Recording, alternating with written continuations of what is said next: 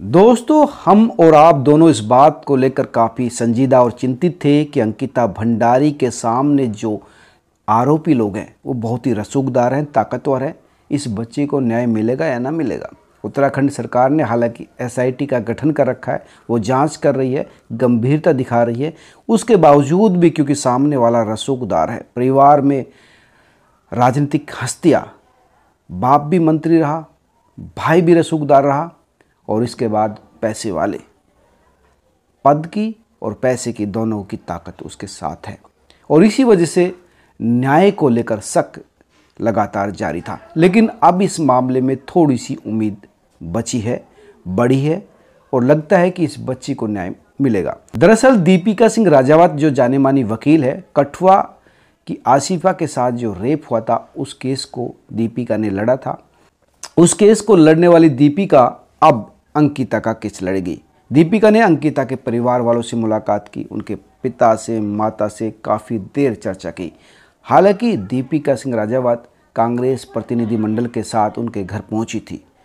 गणेश गोदियाल जो पूर्व कांग्रेस के अध्यक्ष रहे हैं उत्तराखंड के, वो उनके साथ गए थे। गणेश का कहना है कि हम निःशुल्क रूप से दीपिका को इस परिवार की सहायता के लिए देना चाहते हैं, खर्चा कांग्रेस उठाएगी। हालांकि हमारा इस पूरे मामले से राजनीति से कोई लेना देना नहीं। कांग्रेस राजनीतिक लाभ के लिए हो सकता है कर रही हो, लेकिन हमारी संवेदना, हमारी चिंता अंकिता के न्याय को लेकर है। उसके परिवार को का जो संघर्ष है, वो संघर्ष कैसे मुकाम तक पहुँचे उसको लेकर है। तो इस केस में एक महत्वपूर्ण डेवलपमेंट ये हुआ है कि दीपिका आगे आई है, वो परिवार से मिली है, उनसे डिस्कस किया है और इसके बाद दीपिका ने कहा कि इस पूरे मामले में भले ही एसआईटी जांच कर रही हैं, लेकिन सबूतों को लेकर जो गंभीरता दिखाई जानी चाहिए थी, जितनी तेज़ी से सबूत कलेक्ट किए जाने चाहिए थे, वो वहाँ पर कमी रही है, उसमें ढीलापन दिखा है। लेकिन तमाम चीज़ों के बावजूद भी मैं कोशिश करूँगी कि इस केस में जो आरोपी हैं वो सलाखों के पीछे ही नहीं बल्कि उनको फांसी की सज़ा मिले। जी हाँ, दीपिका सिंह राजावत ने ये कहा है कि मैं इस केस के आरोपियों को निर्भया जैसे केस के समतुल्य समझती हूँ और वही सज़ा इन आरोपियों को मिलनी चाहिए। ये एक महत्वपूर्ण डेवलपमेंट है, बड़ा डेवलपमेंट है जो दीपिका की ओर से आया है, क्योंकि तमाम जो लोग हैं, हम और आप लगातार मांग कर रहे थे कि इन जैसे लोगों को जो एक लड़की से वीआईपी ट्रीटमेंट चाहते हैं, ग्राहकों के सामने उसको पेश करना चाहते हैं, परोसना चाहते थे और वो लड़की नहीं मानी तो उसको नहर में फेंक दिया। एक मिनट भी इन लोगों ने ये नहीं सोचा कि वो लड़की जो तुम्हारे यहाँ एम्प्लॉय बनकर आई है, जो सपने देख रही है अपने पिता के हाथ को मजबूत करने के, उसकी हत्या कर दी गई।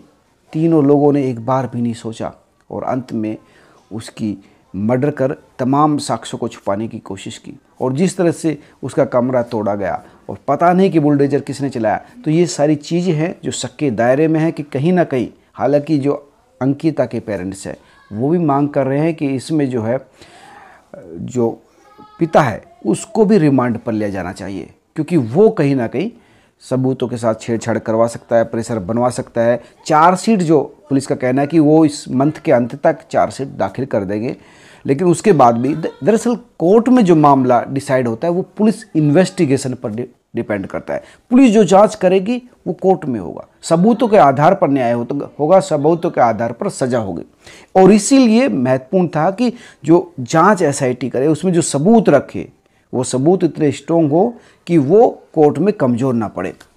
कोर्ट में वकील स्ट्रोंग होना चाहिए, सबूत मजबूत होना चाहिए, तब आरोपियों को सज़ा मुकम्मल मिलती है। इस मामले में दीपिका सिंह राजावत का सामने आना, परिवार से मिलना, उसको सपोर्ट करना एक महत्वपूर्ण डेवलपमेंट है और हम इस पूरे मामले में लगातार अपडेट देते रहेंगे, लगातार इस मुद्दे को गर्म रखेंगे, आवाज़ उठाते रहेंगे, ताकि गरीब की बेटी मर जाने के बाद कहीं धूल के नीचे उसकी चीखें न दफन हो जाए, उस परिवार को न्याय मिले। हालांकि अंकिता की माँ आईसीयू में भर्ती है, उनकी तबीयत बहुत ज़्यादा ख़राब हो गई थी, बीपी बहुत ज़्यादा बढ़ा हुआ था, तनाव में लगातार है।